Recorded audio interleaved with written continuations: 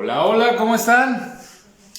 Vamos a empezar el día de hoy curso de Reino 83. No se lo pierdan. Vamos a hablar su origen, en qué aplicaciones, sobre implantes, sobre dientes naturales, para hacer sobre dentaduras, prótesis combinada, fija con remo. Y bueno, vamos a ver cuáles son sus funciones de elasticidad en cuanto a su retención, qué tipos de gomas tenemos, qué presión tienen sobre el aditamento esférico, cómo funcionan. Y bueno, de eso se trata el cursito del día de hoy. Síguenos en nuestro canal, vamos a estar compartiendo aquí en este video algunos fragmentos de lo que vamos a hacer en la parte práctica.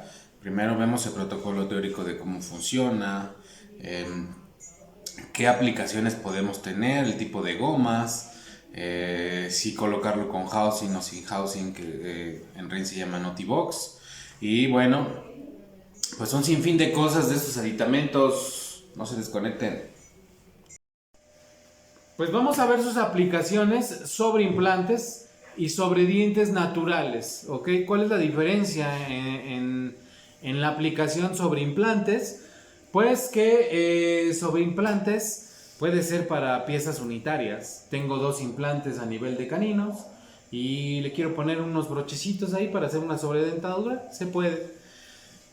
Sobre implantes, en 4 implantes puedes hacer una barra fresada y después colocar aditamentos, también se puede para también hacer sobredentaduras. Y en dientes naturales, pues la aplicación sería en prótesis combinada fija con remo, que son sobre muñones naturales o reconstruidos, o sobre restos radiculares.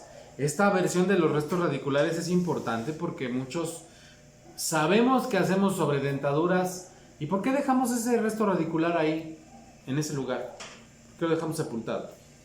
En clínica. ¿Cómo? Un resto radicular, ¿por qué lo dejamos ahí cuando voy a hacer una dentadura? Y dejo un resto radicular de unos caninos. Para no tener pérdida de hueso. ¿Sí?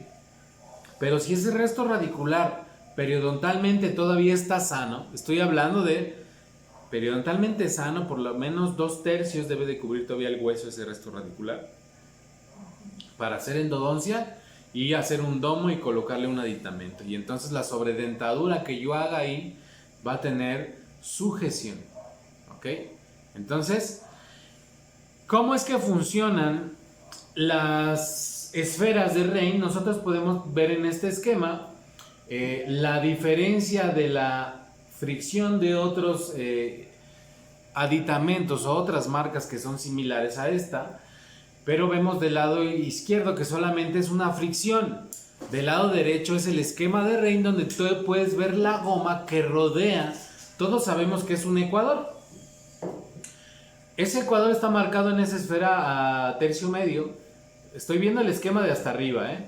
Ajá. Entonces, vean cómo la goma abraza por debajo de ese ecuador. Todos sabemos que un ecuador, del ecuador hacia arriba es supraecuatorial, del ecuador hacia abajo es infraecuatorial y del ecuador hacia abajo se acintura esa esfera y empieza a ser retentiva. ¿Ok?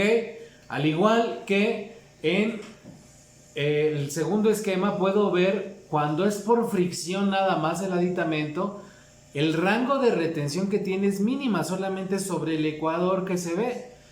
Pero en las gomas de REIN tiene por debajo del ecuador y una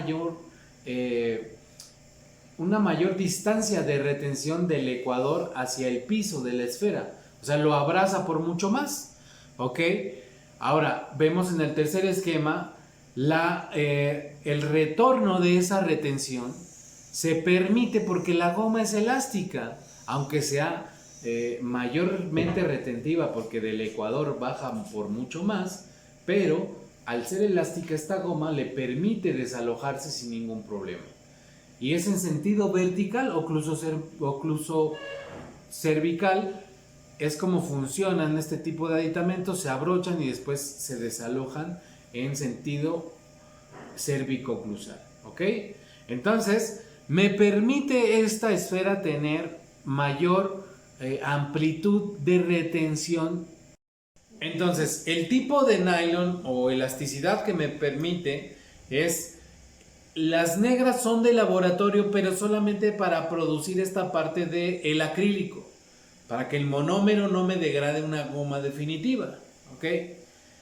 Y después, esta goma negra no tiene ningún tipo de retención, solamente es para estabilizar la estructura que yo vaya a hacer en prótesis y que quede dentro de su eje.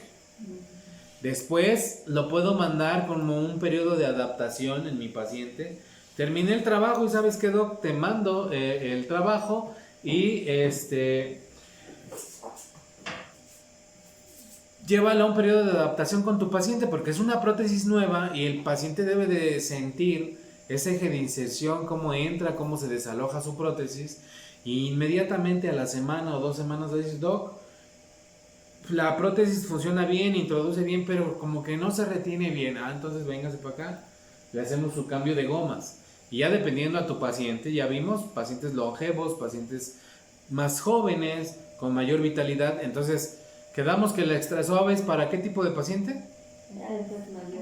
Para pacientes ya mayores, ya 75 años para arriba, ¿ok? Y debo de tener claro que a mayor número de esferas, menor tipo de retención en gomas debo de tener. Estoy hablando de 2 esferas nada más, pero si tenemos 4 esferas, bueno, pues no le voy a meter un estándar que es la transparente, tiene mucha retención. Le meto entre extra suave o suave, ¿ok? Hay que ir compensando esa retención. La suave para pacientes normales, pacientes de día a día, que ni son muy grandes ni muy jóvenes y quieren una retención que funcione. Y la estándar, quedamos que son para esos pacientes que son jóvenes, que quieren comer de todo y que quieren una retención mayor en su prótesis, para eso es la estándar. Pero tiene una retención muy buena, es muy dura. ¿En qué radica esto de la retención? Porque al final es una retención ecuatorial, pero el tipo de goma, el tipo de elasticidad es la que me va a magnificar la retención o a minorar la retención. Y ¿dudas con esto? ¿Cuál goma es la que dijiste que era para cuando la esfera ya no tiene retención? Una goma de diámetro reducido, así la van a pedir. Son las azules, ¿no? Son unas azules aqua. Esas ya son sobre pedido, ya son otro tipo de esferas porque son complicaciones ya distintas. Ahora, vamos a empezar con los aditamentos de 1.8 y 2.5 que se llaman OTICAP.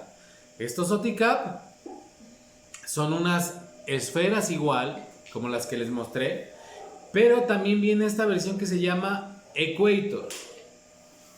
Equator es una hemisfera, es un botoncito nada más. Son aditamentos de bajo perfil. Cuando mi paciente no tiene una buena dimensión vertical, yo necesito un aditamento más enano. Bueno, para esto es el Equator.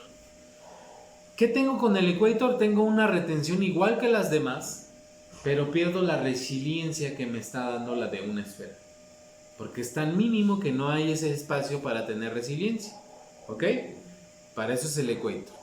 Entonces, esto es yo lo que necesito para hacer sobredentaduras. Y vuelvo a repetir, estos mismos aditamentos ya están hechos también en implantes, como lo vemos ahí, o esos que ustedes ven en la imagen, se fijan que tiene una cofia con un rizo, es para que ustedes puedan fresar una barra en CAD/CAM, dejan estos espacios de esa cofia rizada, la cementan en la barra que ya estuvo fresada y al final van a torquear sus esferas sobre la barra, ¿ok?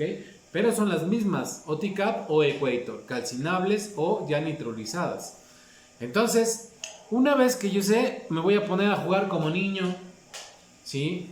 Con mi Lego, con colores, porque realmente Reina es tan didáctico que todo lo maneja con colores.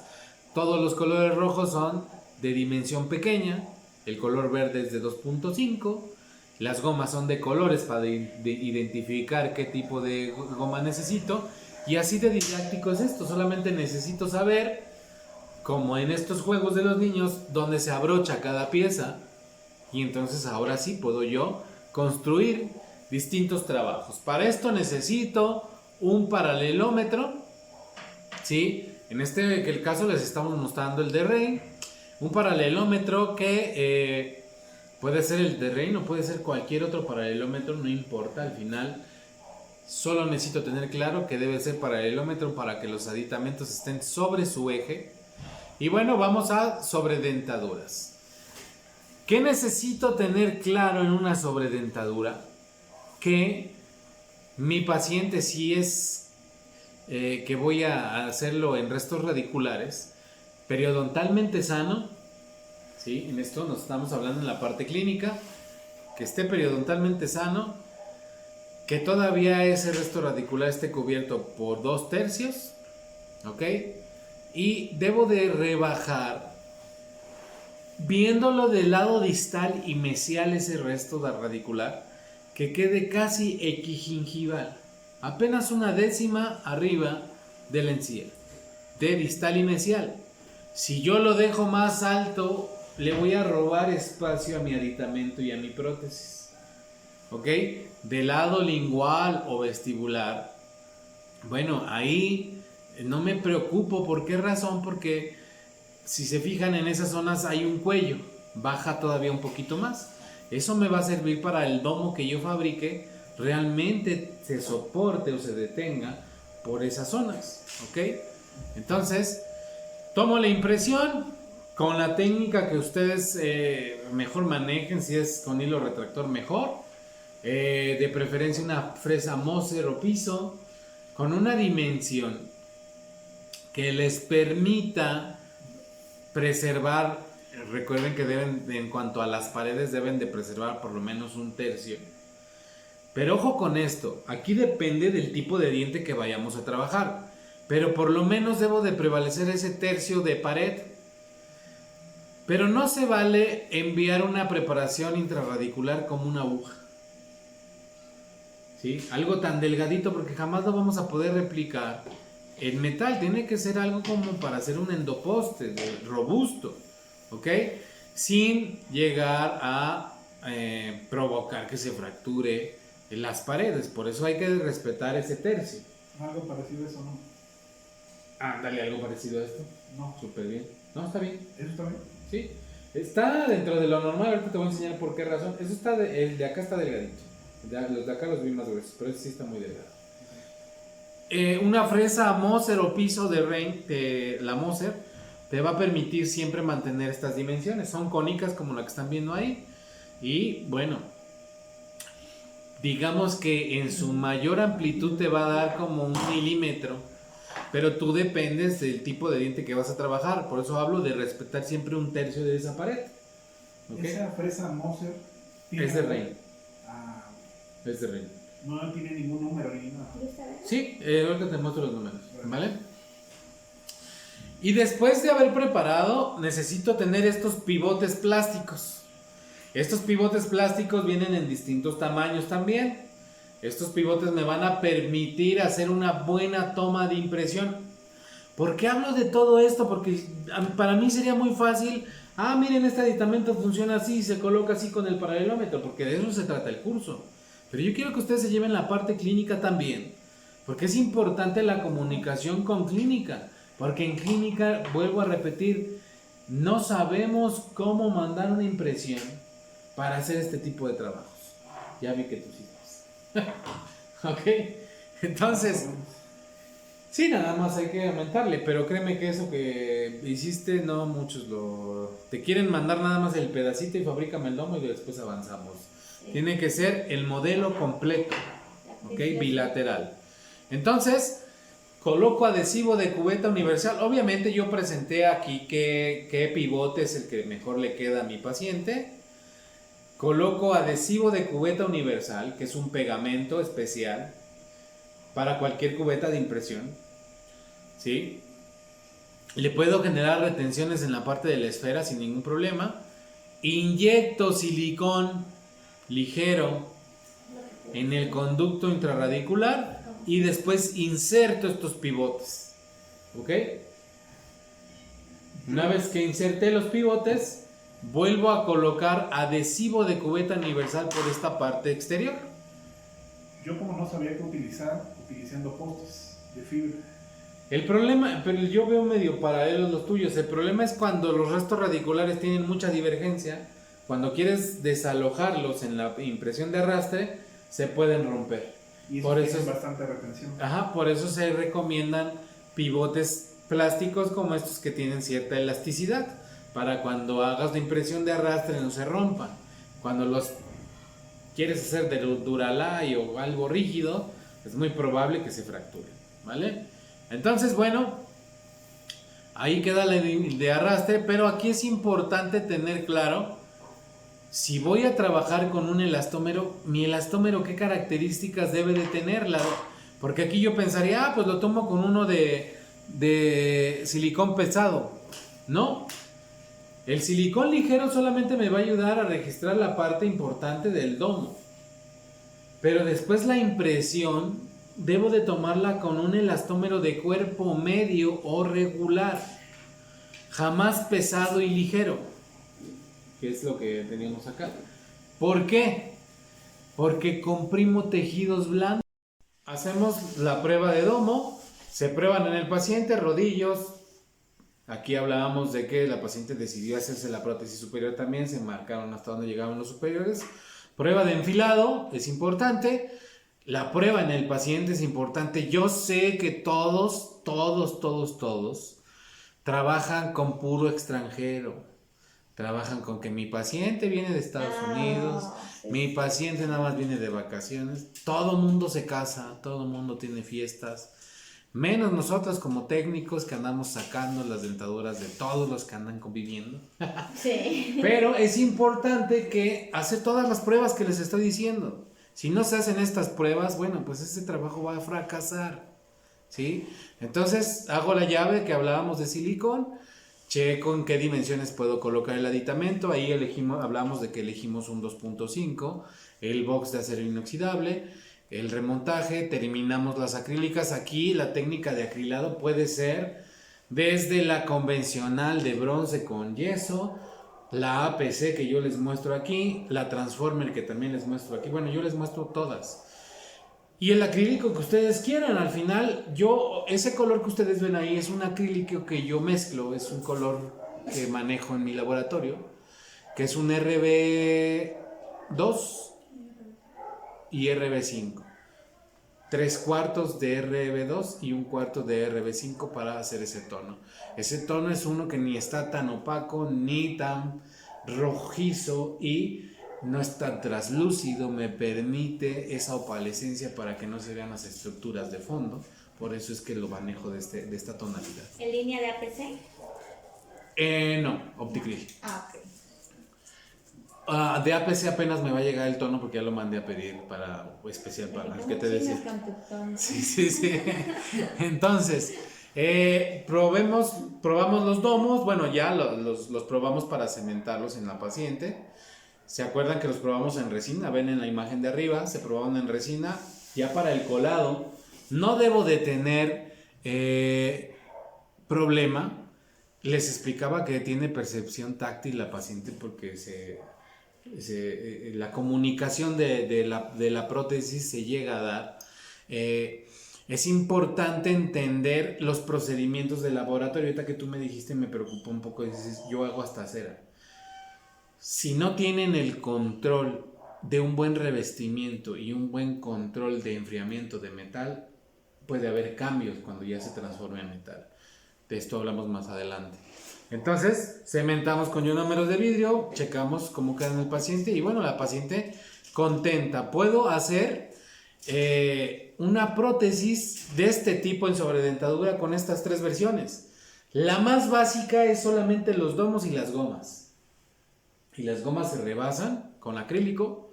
El problema es que cuando lo hago solo con gomas, cuando mi paciente necesite cambio de gomas, hay que volver a rebasar. Si lo hago con la versión que ahorita vimos nosotros, que es la del housing, pues solamente retiro la goma e inserto una goma nueva. Y ahorita vamos a ver la tercera versión, que sería la más elaborada, con una estructura interna, que es la que vamos a hacer aquí práctica también el día de hoy. Les voy a enseñar a cómo armarla. A ver, dijo que eran 3. Una que es nada más la goma. Ajá. La otra que es Goma y el inox de acero. la cajita metálica. Ajá. Ah, ok. Y la tercera es la estructura colada. Entonces dice que en esta, cuando se tiene que hacer el cambio del elástico, nada más se quita y se pone la nueva. En cualquiera de las dos, en la del housing Ajá. y en la de la estructura, solamente se cambia la goma. Y en la primerita no, porque es la goma, No más. nada más se pegó al acrílico. Ah. Incluso se pierde la resiliencia que tiene en los movimientos de lateralidad, porque no le estás dando el micraje de espacio. Cuando lo metes en el housing hay un pequeño espacio que le permite que trabaje la goma. En la estructura que tú vas a colar también hay un espacio, pero cuando lo envuelves totalmente en acrílico, el espacio no queda porque está totalmente envuelta en acrílico. Digamos que es un broche sin ningún tipo de resiliencia. Nada más es como El para broche. sujetar. En Exacto. tiempo promedio, un aproximado, una liga, vamos a decir la suave, ¿qué tiempo dura? Cualquiera de las que les mostré, el fabricante te garantiza mínimo un año. Cada año hay que estar bajando. Cada año, yo te puedo decir que tengo pacientes que no han regresado de 2 años. Pero depende mucho de si toma muchas cosas calientes. De esas calientes no, Carmen. Café, té. Ya vamos a cambiar el curso porque ya se me están durmiendo, ya lo voy a hacer más dinámico. Café, té, sopas,